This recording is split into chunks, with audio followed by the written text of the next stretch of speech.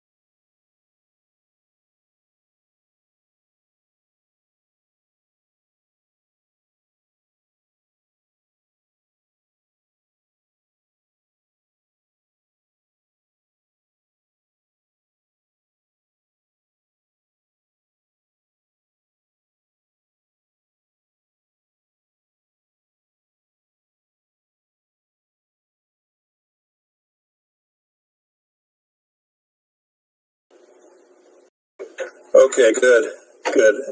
I'll wait for Ananth to reconnect. Are you reconnected yet, Ananth?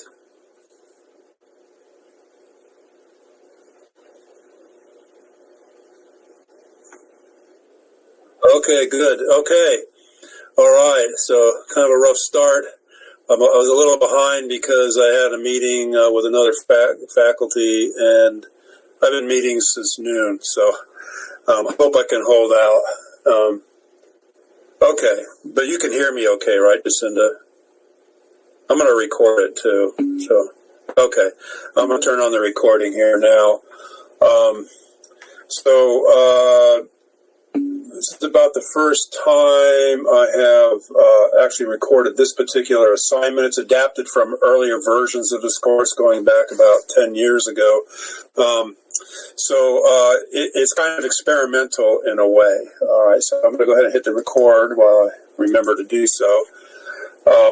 Okay, so this is kind of our last assignment. It's related to this health disparities issue that we are addressing in our last lab assignment, number 8. So there's been a lot of work in disparities. This was a really hot topic back in the 90s particularly. It still is. And this is where you're comparing different groups of experiences with mortality by disease or cause of death.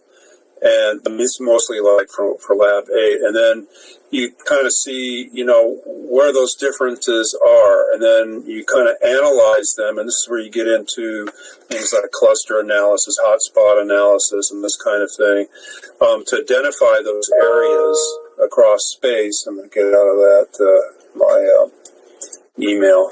And then you work at, what is causing these disparities or these differences, or why do we have a cluster here and nowhere else? And so from that, you begin to think, what can account for that? And so you may think of various socioeconomic variables that could account for it, and then you can try them out by modeling. Okay, typically maybe regression modeling. There's different kinds of regression models out there that also deal with the issues of independence and dependence and this kind of thing.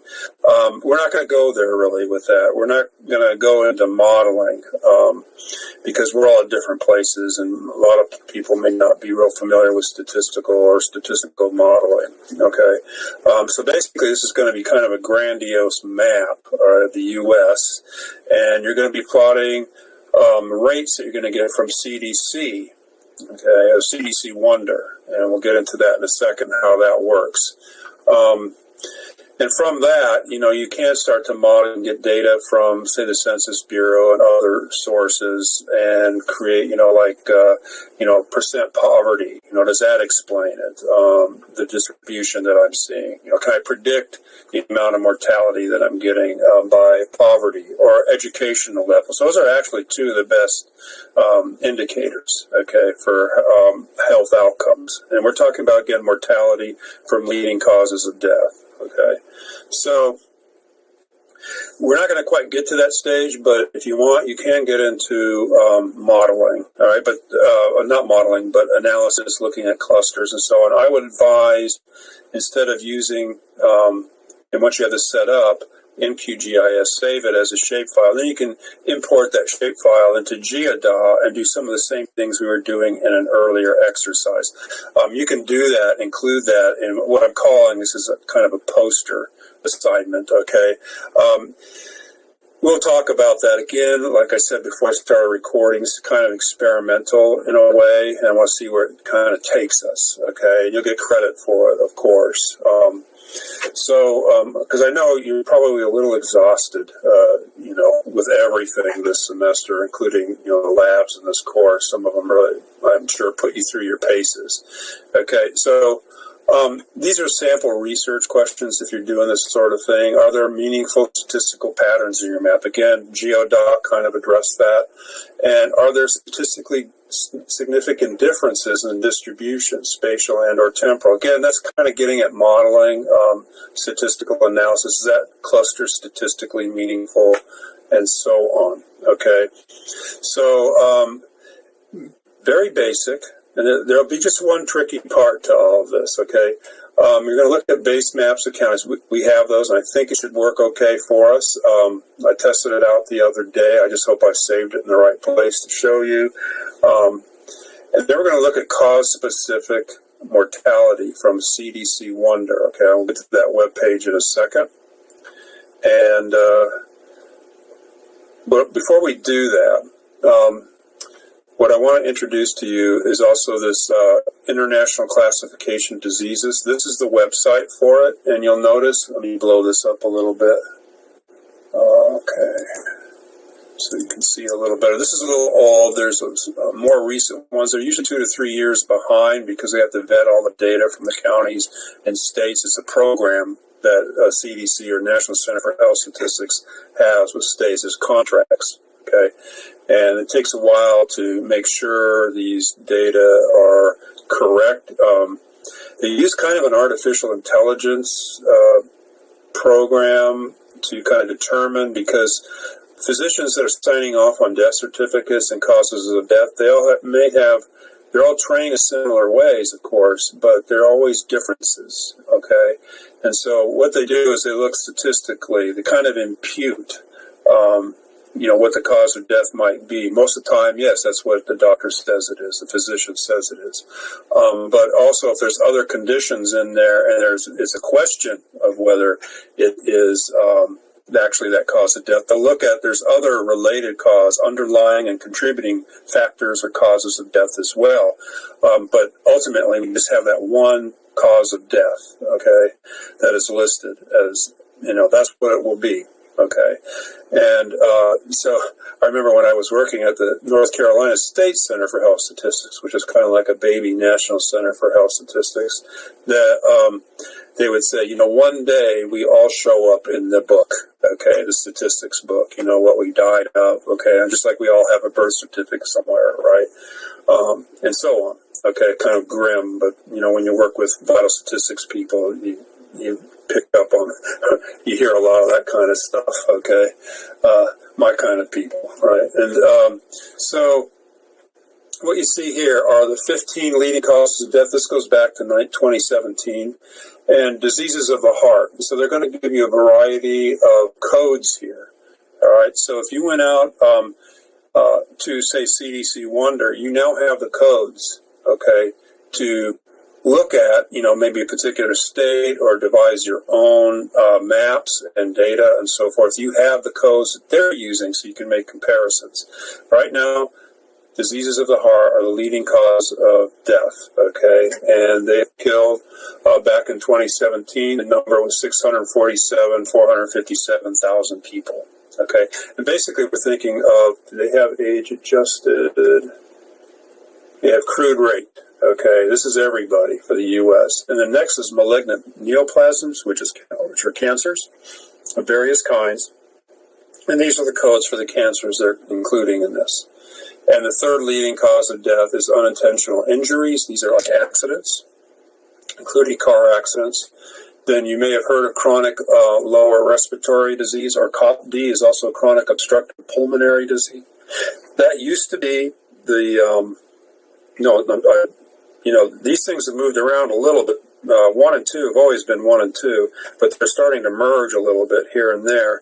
That is, diseases of the heart, malignant neoplasms. Then we have chronic lower respiratory diseases. Okay, and then we have cardiovascular disease, which is thought of as stroke. Okay, for a long time, when I started doing this in the 90s and into the 2000s, until about mid-2000, 2005, 2006. Stroke or cerebrovascular disease was the third leading cause of death. Okay, so, and hopefully I'll remember to show you this, but slightly more updated data that's been made available provisionally all the way up to 2020, which includes COVID mortality. As you might know, if you look at these numbers here for 2017, accidents make up almost 170,000 deaths in the country for that year, but we know COVID is quite a bit higher than that, even for the year 2020. And I don't know if it'll still be the third leading cause of death in the year 2021. I'm pretty sure. Okay, so that's the kind of impact it has, and we can take a look at that if we get through this, or I can post it up on Blackboard as well. All right, so these are available through the National Center for Health Statistics. It's a little bit difficult to get around because they have a lot of different things, data and so on. These people people that work there write up these things. They even have life tables that they've derived, and looking at different groups: Hispanic, African Americans, Native American, Pacific Islanders. What's going on with them? All these other different groups of people. What their leading causes of mortality. And here's kind of a statistically interesting fun fact is that so Asian Americans have the best mortality outcomes. That is, they have the lowest mortality health outcomes. But after that come Hispanics. Okay. So what goes into those statistics, though, is also, these are like life expectancy. Also goes into low infant mortality, and Hispanics populations tend to have low infant mortality, okay, which contributes a lot. When you have high infant mortality, it also contributes to life expectancy in a rather dramatic way, okay. But anyway, the National Center for Health Statistics has all these kinds of data and articles and interpretations of what they're seeing and so forth. It used to be in CDC Wonder, you can make a map right off the bat, but they are transitioning maybe into another. Aneth, I just saw that. Yeah, I use Chrome now too. I mean, Firefox I don't use too much. Used to many years ago, but not anymore. But anyway, Chrome seems to work the best with NIU's version of Blackboard. So anyway, we're going to move along, but I wanted to make sure you saw this tool here to look at the International Classification of Disease. We're currently on version 10. I think probably 11 is coming up. Version 10 came out around 2000. All right, before then we were using ICD-9. And so when you're mapping diseases across time and they give you different codes, you want to make sure that you look at what they call crosswalks, okay? But, moving from one series to the next, okay? Yeah, it does. Yeah, Hispanic whether it's like Latinx or Latino, all right, that's always a big argument, or from Spain, yeah.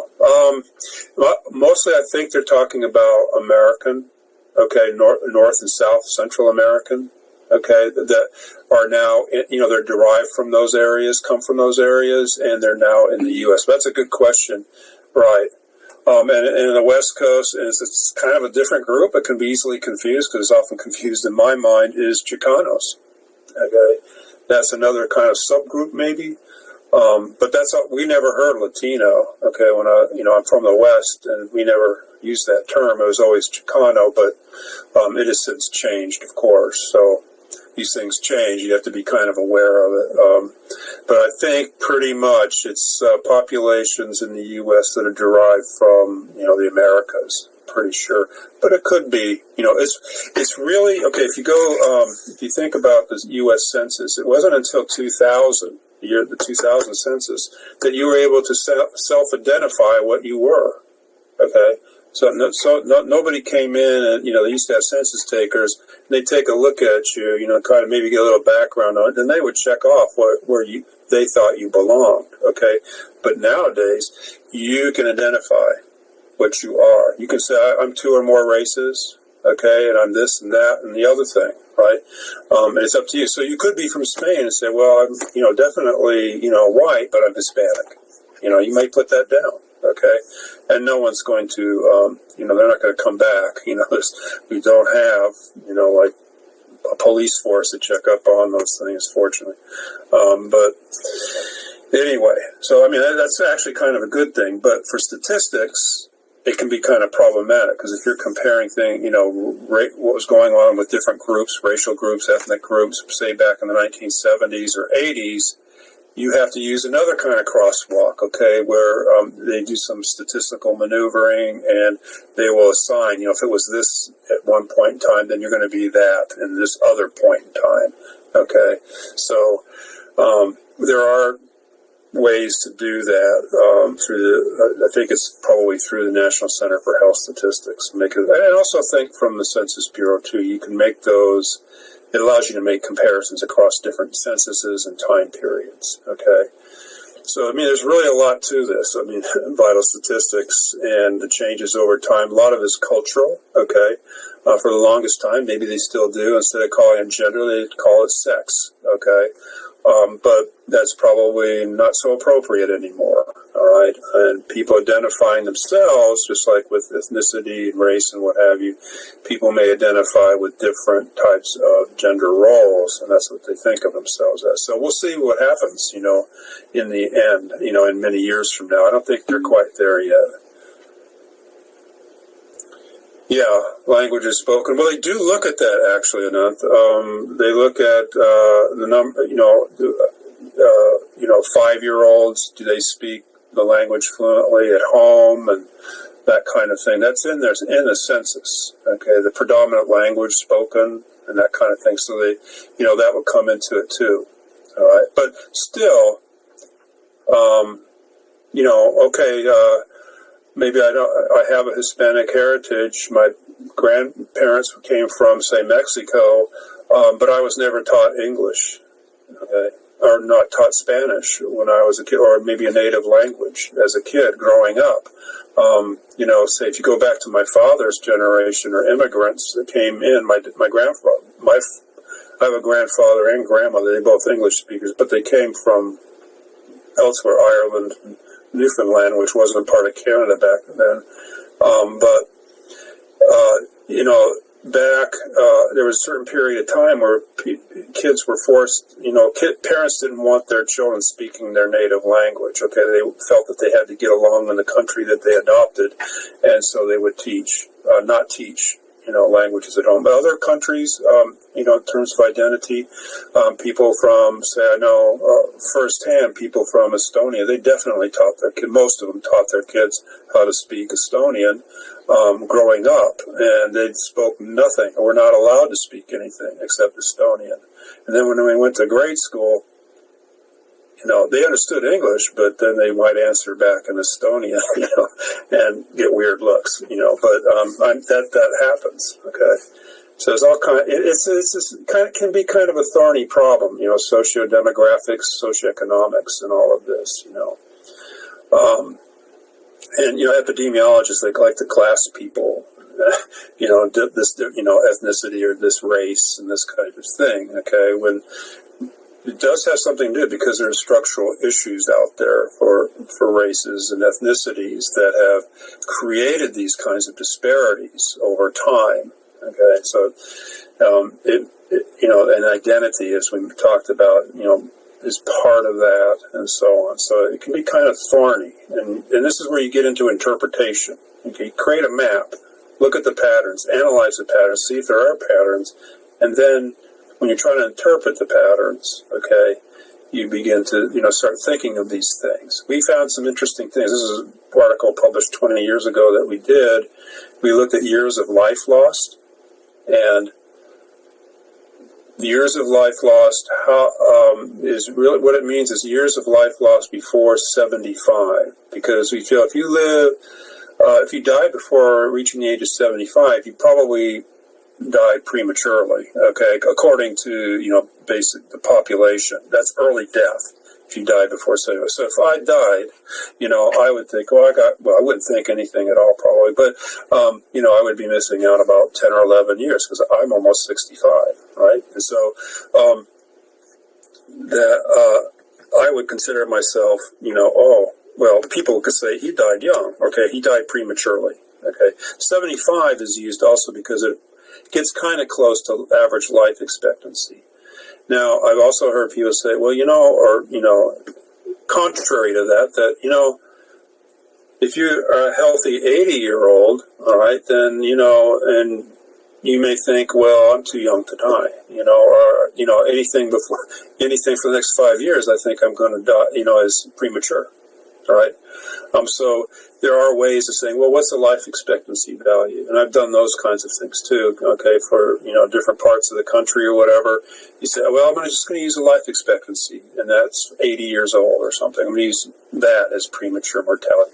But what happens is everybody else, you can die after 75, you're not included in that statistic. But what we found in that was, so we mapped out all the early deaths, premature mortality or potential premature mortality for counties of the U.S., and then we modeled it, all right? And we found some interesting things that for households, single-parent households, all right, and African American, all right, had a protective effect in rural areas. That is, people lived longer, okay, with that independent variable, okay, had a protective effect, whereas in urban areas it had no protective effect, okay. If you were a single-parent household, African American in urban areas or, urban counties, then that was, kind of contributed to premature mortality, whereas the other did not, okay. And then education,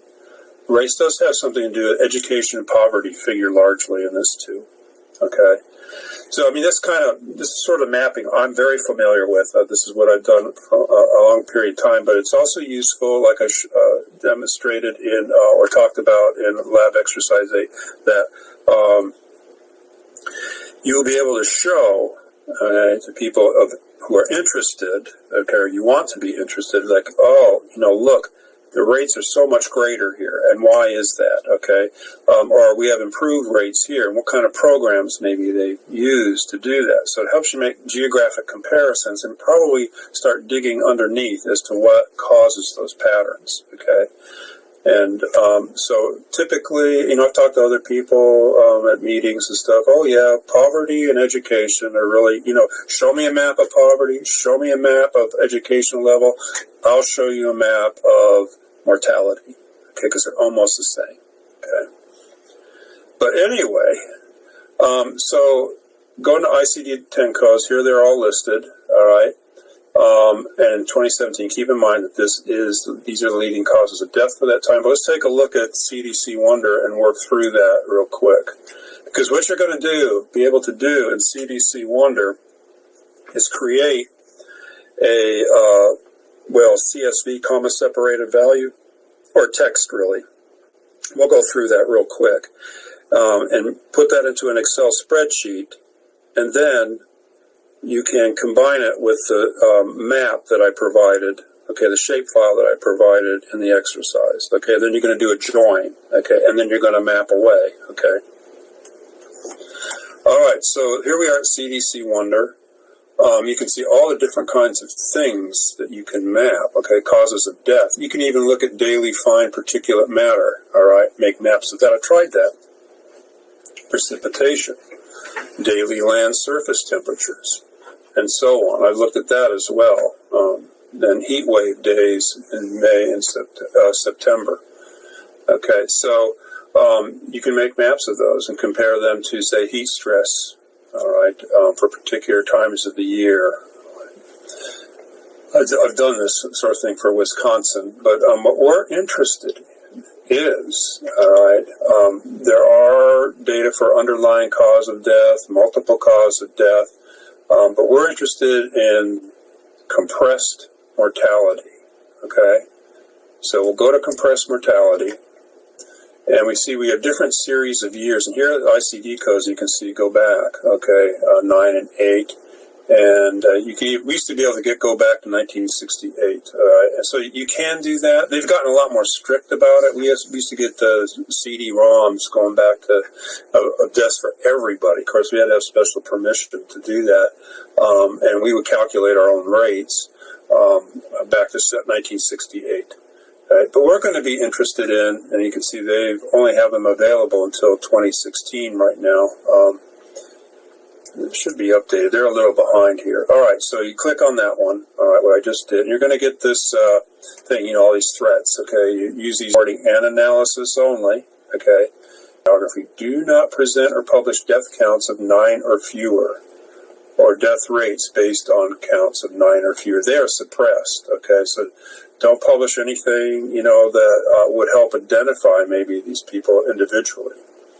Make no attempt to learn the identity of a person included in the data. Make no disclosure or use of any person, okay?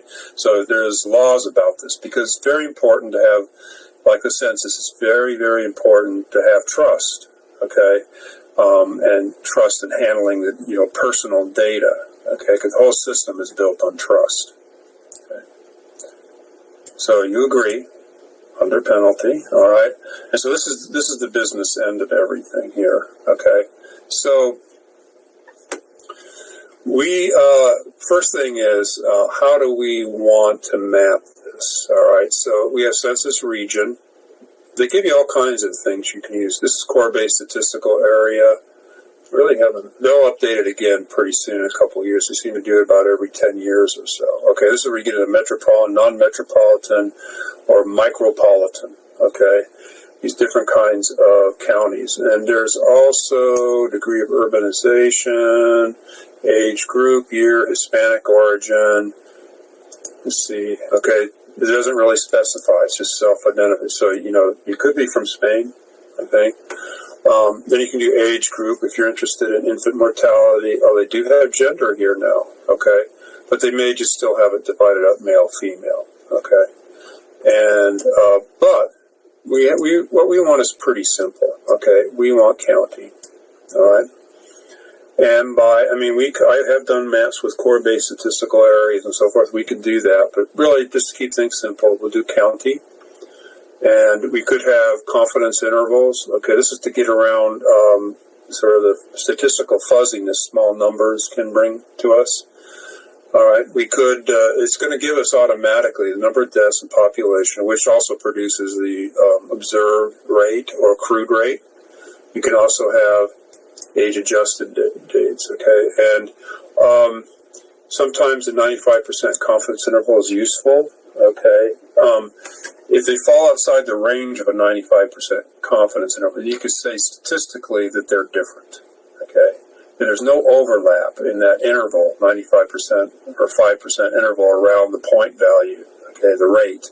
Then you can say that they're statistically different. If there's any kind of overlap, even though the point values are different, okay, if their confidence intervals overlap, you cannot say that they are statistically different. They're statistically similar, okay? So we're going to keep it the same. Everything here is okay. Okay, we're going to get all right, or we could do just individual states if we have, say, the base maps for them. All right, and we want all categories for urbanization. We're going to want all ages, okay, and we're going to look at the most recent data. Okay, they're only giving us a 2016, but you can click on any number of values here. Okay, and all genders. Okay, again, just male and female. All right, all races. You can't split it up, but the danger in that is going to depend on your disease, okay, or cause of death. Some are more rare than others, but also your populations. If you start splitting up populations, you're not going to have a whole lot of Asian Americans in some areas of the country, or African Americans, or Pacific, Native Americans, and so forth. Okay, so we're going to get everybody. All right. Okay, here we're going to use ICD-10 codes. We can also map mortality by injuries and so forth. We're not going to do that here. You can kind of explore and play around with these once you get kind of familiar with it. You can just sort of make maps for other courses if you want as well. But it's a great source of data, even though it's a little outdated right now. So probably due to certain problems on the government end. All right, so here you see all the different ICD-10 codes.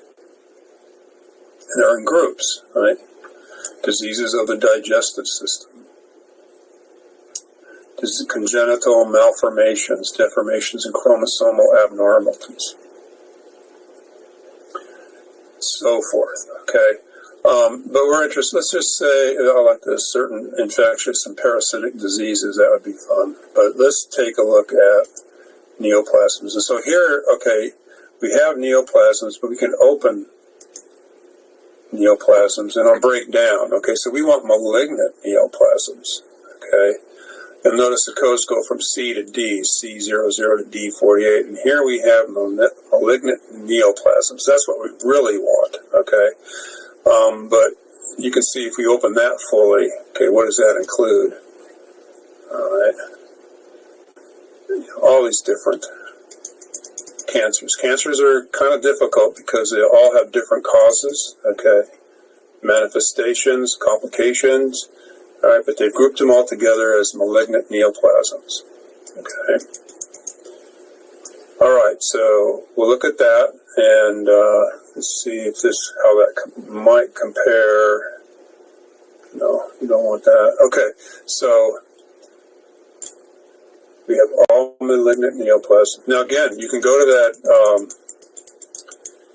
go to the instructions, and you can find this. You can, pull these out individually. These ICD-10 codes. You can go to say cerebrovascular diseases. Look at the ICD-10 codes, and you can pull them out from here. Okay. So, all right. Let's see how this turns out. So I'm going to send this. Okay. You can see it's calculating.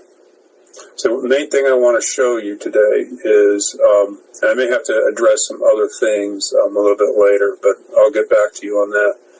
See what happens. Okay, so here is everything. Okay, it's even giving me, and this will come out in a different, should come out in a different column. You'll see it. Right now, this is just sort of the web presentation of everything we did, but things we're familiar with. Okay, the Phipps code. That'll show up the number of deaths over 5 years. This is the 5-year population, not the 1 year, so we get an average yearly population of dividing that by 5, all right? And that's the crude rate, okay, and that's the age-adjusted rate, okay? So, all right, that's great. Now, what can we do with it? Well, we can export it, okay? Takes a second.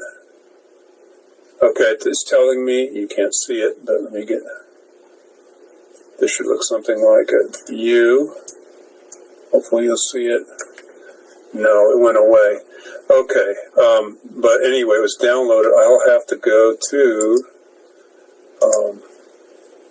downloads. All right, and you can see it here. This is in my downloads, all right? The compressed mortality. Okay, I chose 2012 through 2016, but that's the whole caboodle right there. Okay, so again, this is a text file. Does Excel read text? Yes. Okay, but you have to do a little bit of processing. It's not very difficult. Okay, so what we do next is we're going to copy this from my copy, and then I want to go to, let me put this somewhere here, downloads, and then I want to go to courses 432. I'll have this under assignments. I'm going to make a new folder. Poster presentation. Demo, because I may come back to this on another day as we're progressing, because I know people are real busy and they're probably going to, many of us will get frustrated. Okay, so I'm going to paste this.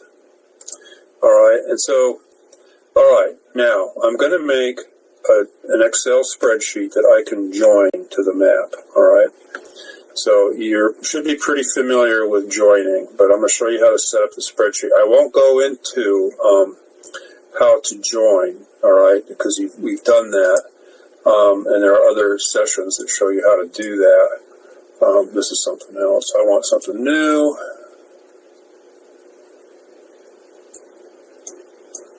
Okay. All right. Okay, so here's a blank Excel workbook, sheet 1. I'm going to open, and I'm going to go to Browse, and go to, let's see.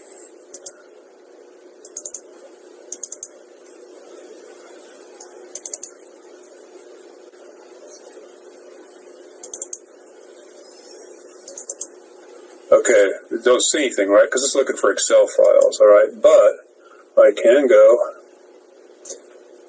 to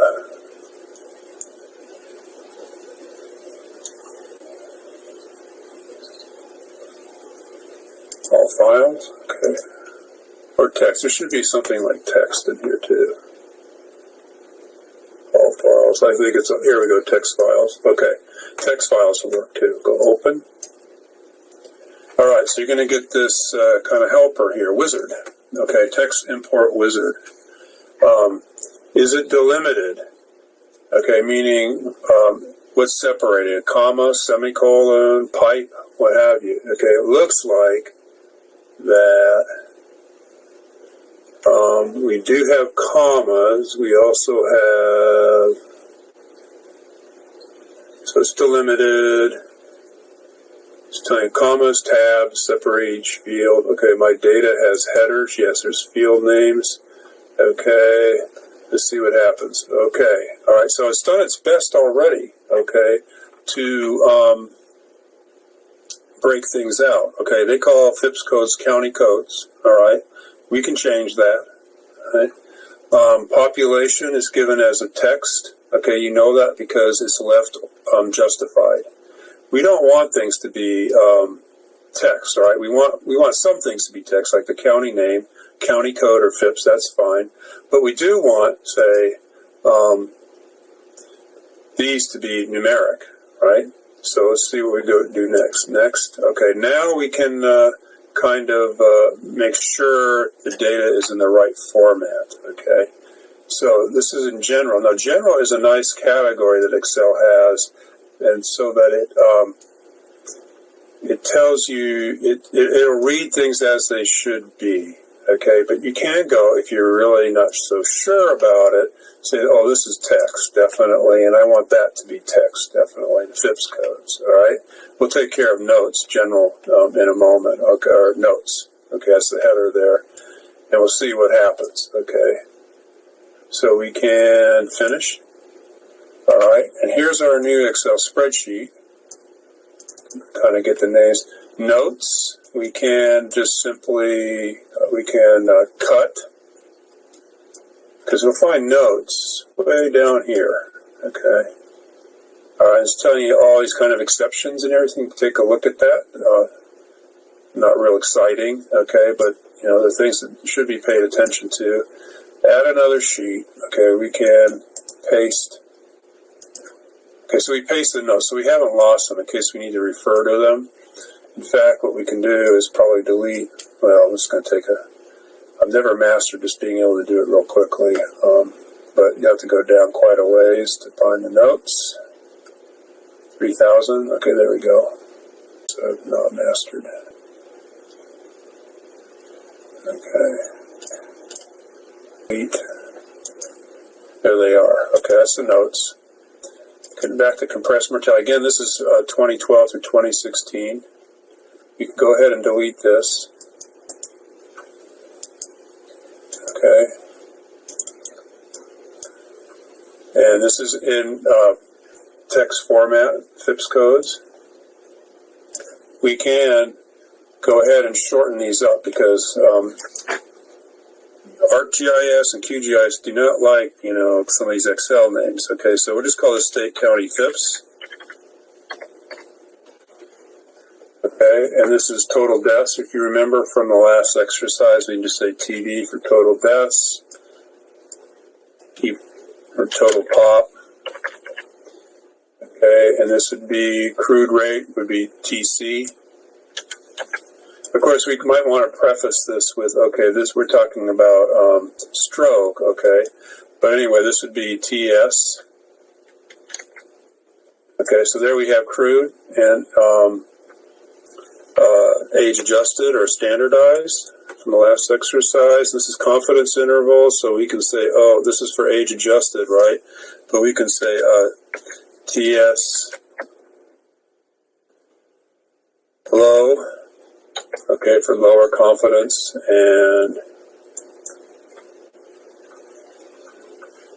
TS high. Okay, so those names have been shortened quite a bit and might be a little more useful. Okay, so we can shrink that up a little bit. All right, TS. Okay, so there we have what we need. We can also rename this tab. Okay, you know, this is going to be rename Malignant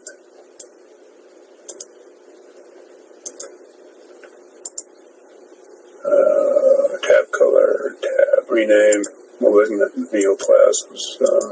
There.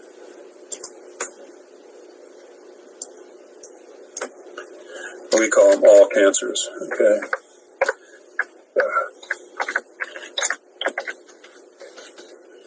All cancers 12 through 16, okay? And then I can rename or save as, still in the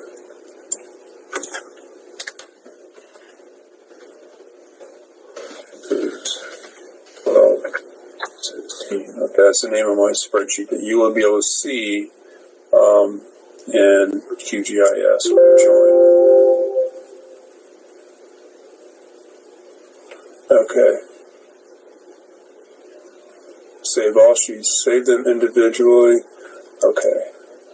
I think we're all right. Okay, so there's our spreadsheet. All right. Now you're going to see something here that is going to cause some problems. All right. So, but we're not mapping this. Okay, I don't believe. Okay, so like Aleutian Islands. Okay, they have very low populations. They're not generating that many events, stroke events. Okay, so you'll see this occasionally, especially for Alaska. Okay, and very low populated country or states. Okay. Alpine, California. This is unreliable. Okay, so you may want to take that out. Okay, unreliable, and map it anyway, but make note of it. Okay, that because then you could put maybe color it a little bit differently, or put a symbol or a pattern over it. Say these are unreliable rates. You can make another layer.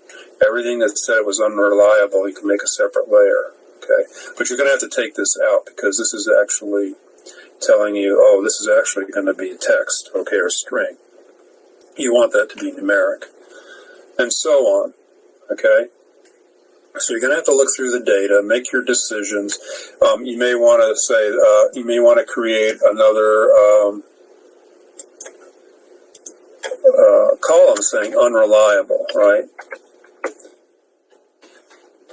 And if you like to write formulas, you can say equals if, let's see, number of deaths,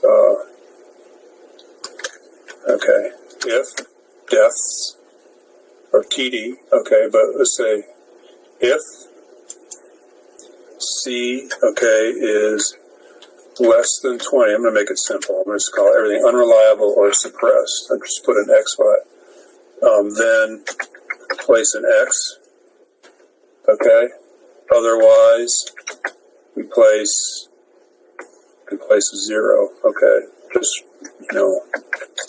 see what happens.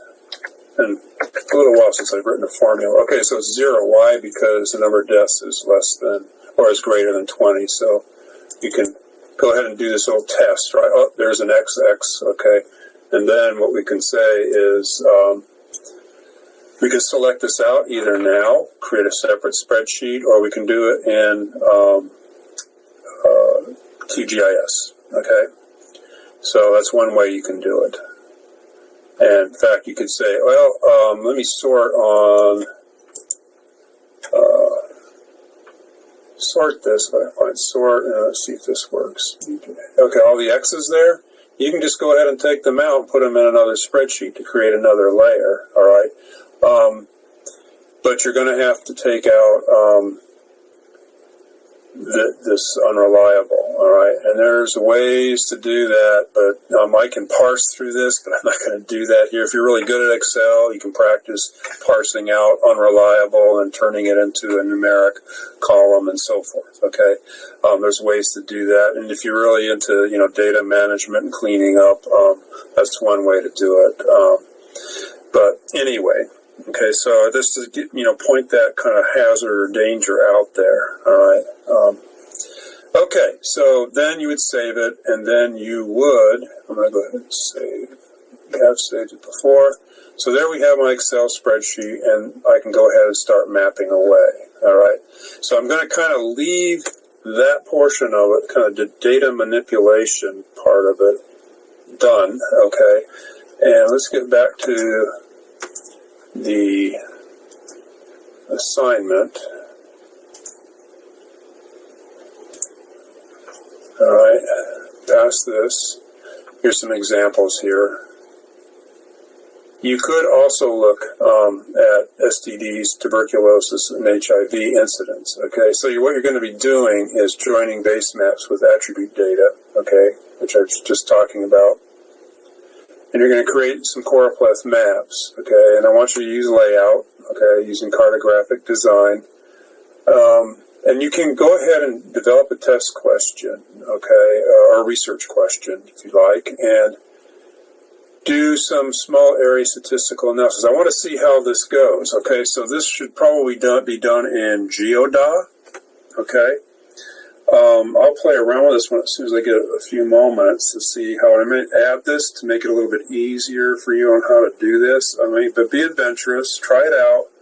Like we did in the previous exercise. You should be able to do this, okay, to show you where the hot spots are for malignant, in this example, you don't have to use it, but malignant neoplasms, okay. I don't really spell it out here, so I should probably make note of that and let everyone else know, okay. Like I said, it's kind of an experiment, right, but the really important part is to, let's say you're going to do a slideshow, all right, or a poster. Now, I think a slideshow is probably okay, even though it's not even in here. If you know how to make slideshows, I know most people do at this level, okay, and a 400 level course, okay, and graduate level. And you may know, but it's good practice to be able to, learn how to do a fairly effective slideshow or versus a poster, okay? So most of the text for a poster can be written as bullets. You don't want a whole lot of text, okay? Because people in a poster session be walking by. They don't want to, have to squint and look up real close at your abstract or whatever. Although I've committed every sin possible myself in creating posters, but really the most effective ones is keep your text to a minimum. You're going to be talking about it anyway to interested passerbys, okay. The abstract they would have already seen anyway, okay, maybe in the program, okay. They'll see the abstract, go, oh, I want to go to that poster, okay, talk to that guy, all right. And then you have the introduction to the problem. All right, you introduce or state the problem. Okay, and then you provide background. Okay, where you got the could be like a miniature literature review, some of the earlier findings. Okay, I don't do this with all posters, but I just want you to be familiar with it. What kinds of materials and methods you used, what your data sources were, what your programs were, say QGIS, CDC Wonder, and maybe even GeoDA, okay? I want you to give GeoDA a try, though. Be adventurous. And then at least one map in this section, okay, results, okay? You're going to want one map at least. Tables and figures also go here, all right? So you could do sort of like trends or something like that. Group your data in certain ways, and even look at, do some sample comparisons among counties, okay? Discussion or conclusion, discuss your results, what you found, basically, okay? And if you have a hypothesis, we're able to accept or reject your hypothesis. Were the methods used appropriate? What do the results suggest, and what are the implications? Okay.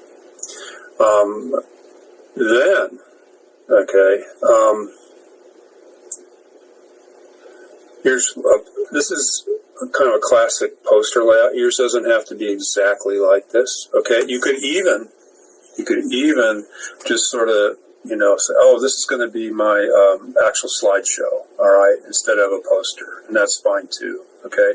But you can, if you're using PowerPoint, you can use like 36 by 50-something inches or something, okay, or 60 inches. There's a limit, though, okay? And then you get to wrestle with, oh, here's the title of my presentation, maybe myself as authors. A lot of times it's collaborative work, and so you would list a whole series of authors. Okay, you could have 0 up there, but you might want to have the abstract, what you had maybe in the program, and then you go through all the kinds of things you almost would like to do in a research paper, right? And you would put these in slides, or you would have these in a poster. Okay, so what I'm going to do is just sort of show you real quick what I did last week. It doesn't follow all these rules exactly, but just to give you an idea of what you can do. Yeah, let's see, I have a meeting at 4, so I have to step out. Will there be another poster? Let's see. I didn't quite get all that, Jacinda. Yeah, there may be. It's just going to depend. I'll sleep on it, but also I'm sure I'll hear from people too. So anyway, I'm also going to record. This is also being recorded, so we can come back to it. I might do a dry run through this and then try it out with Geoda, and then give some helpful hints about that as well. It won't take too long, but the most part is I want people to access this data fine and be able to explore a little bit with it and learn something about how to make a poster, or what goes into a poster. It's something useful in professional life. So let me go to... And you can save these things, posters, and if you're doing a PowerPoint, posters and slideshows into PDFs. So something I did, okay, go to desktop, AG. Okay, so here's a PDF of the poster I gave last week, all right? And this was done in PowerPoint, and then I converted it to PDF, okay? And so, there's a lot more maps than I'm expecting from this exercise, okay? But I have the abstract, okay? And then I gave some background. Then I gave sort of like, this is part of the background, really, okay? And then I jumped right into findings and observations, okay? Because I was going to talk about certain things, either via the slideshow that I also had accompanying this, and also through my talking to people, interested people. I had a few. Had some long conversations, and before you knew it, time was out. Okay, so I numbered them because this relates to the slideshow. Okay, what's going on? All right, this is what I'm looking at: heat stress and various environmental factors that might contribute to heat stress. Okay, in Wisconsin for these years. All right, so that's a poster, just to show you I know how to do posters. Okay, or I've done enough of them, and then I thought, well, it can be kind of hard. We had to do this online, and so I've never done it before online like this through a conference. And so I wanted to make sure I had all my bases covered, so I created a slideshow. Okay, so it's basically the same, but you notice I numbered them, right? So you could go back to the poster, the interested audience can go back to the poster, and then in blue I kind of wrote kinds of things I would be talking about. Okay, here's my data source, or my source, background source. And if you notice in the maps, I describe what they are. Now, I would talk about them more, but I also, okay, experimental biology, okay. Yeah, was it a virtual conference? That would be... It was a bit of a challenge, but it wasn't bad. It really worked out pretty well.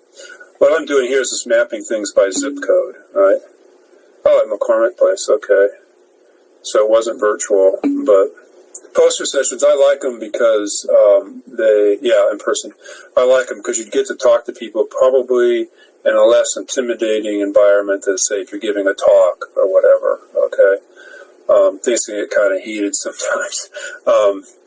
You also have disagreeable people planted in the audience sometimes. I've had that happen. So, I basically have the same maps up here that I have in the poster, but in blue, I sort of talk about them a little more. All right, and again, they're numbered. All right, so you have access to it, and then my findings and conclusions, and so on.